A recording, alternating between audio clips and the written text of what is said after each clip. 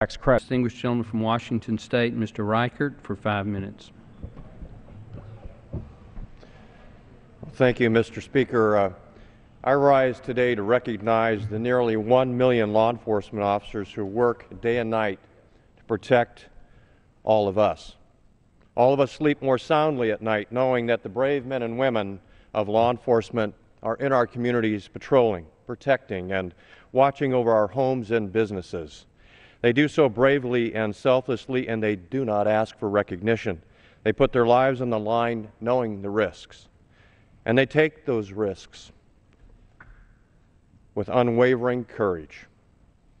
I worked for 33 years as a law enforcement officer before I came to Congress. I didn't do that because I wanted to be the sheriff of King County in Seattle. I didn't do it because I wanted to be a member of Congress. I did it because I wanted to serve my community by protecting it and making a difference. I found that I wasn't alone. Each of my law enforcement colleagues carry that same heart of a servant. So this week is National Police Week. It's bittersweet for all of us in law enforcement because we remember the tragedy of our fellow officers' loss. Already this year, 40 officers have been killed in the line of duty.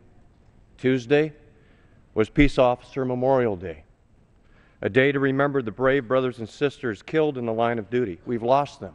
They're gone, but they're not forgotten.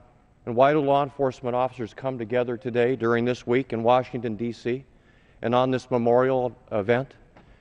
To share, to fellowship, and remember, because we made a promise. Everyone in this room has made a promise, and everyone across this country has made a promise, Mr. Speaker, to never forget. To never forget the pain, the suffering, the feeling of great loss, the brokenness of families, the sadness that will touch that family for the rest of their lives. We made a promise to never forget not only those sad times, the feelings of brokenness and loneliness, but those good times, those funny stories that we hear. I have two friends that were killed in the line of duty, one in June of 1982. He was my good friend and partner, Sam Hicks. He was shot and killed. But I remember a night when he and I together went to catch a robber. We surrounded the house, just the two of us. Pitch dark outside, and all of a sudden, I heard Sam scream, "Run, Dave, run!" So when Sam said run, I ran. And I then heard a barking dog. And I looked and saw that Sam was being chased by a large dog. Sam and I jumped in our police car, and I peeled out, headed out of the driveway because the lights were coming on inside the house where the robber was, and I began to smell something a little bit funny. Well, what happened is that Sam decided he was going to mace the dog, but instead he maced himself.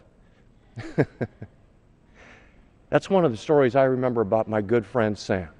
He also taught me how to tie a tie. I only know one knot. It's the knot that I'm wearing today. My good friend, Mike Rayburn, who went to the academy with me, saved my life one night. I was directing traffic in Federal Way just south of Seattle, and I didn't know it, but someone behind me had run up behind me with the knife raised in the air, and Mike had just driven up, and the guy was running toward me to stick the knife in my back. Mike tackled him and saved my life. I remember those good times. I remember those bad times. We can never forget the sacrifice of our law enforcement men and women. We are all safe today. You can be in this hall today, Mr. Speaker. We can all be here today. We can walk on the streets safe, knowing that our brothers and sisters in law enforcement are there to protect us. Now, you can help them. This week we passed the Blue Alert bill. All you need to do is watch for those, like Amber Alert, the Blue Alert signals on your freeway signs. If an officer's been shot or killed, you'll see information on those signs. Call in.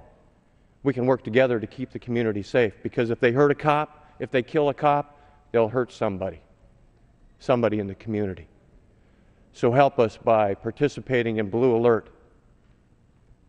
And also I ask of you today, Mr. Speaker, and everyone listening across the great nation of this United States of America, to never forget. God bless you. Thank you.